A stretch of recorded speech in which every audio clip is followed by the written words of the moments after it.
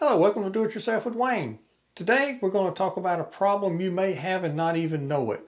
We're in here in our laundry room and we're going to talk about dryers that don't dry particularly well.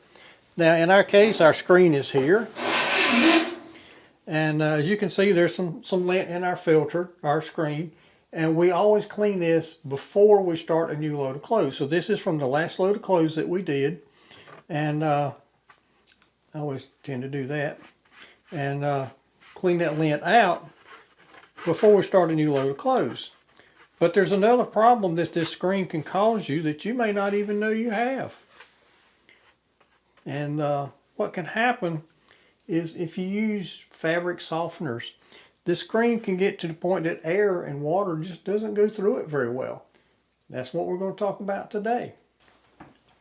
To demonstrate the problem that extended use of fabric softeners cause, and what happens is there's a film that builds up on your screen that impedes airflow. And when your airflow through the screen is impeded, just like if you don't clean your lint off, you don't get as much airflow. It takes longer for your dryer to dry your clothes. And to demonstrate the effect of this, we're going to use water here in our sink, and we're going to see what happens with water trying to go through our screen. Now we're going to run a little bit of water through our screen here and see what happens. See how that beads up? Look at that water sitting there. It's not going through the screen.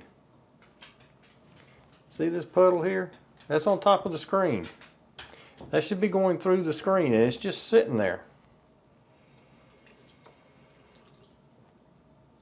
Now after a little bit it'll start dissolving some. But see how that water's just beading up here? Now in my case we have cleaned this somewhat recently, so it's not real bad.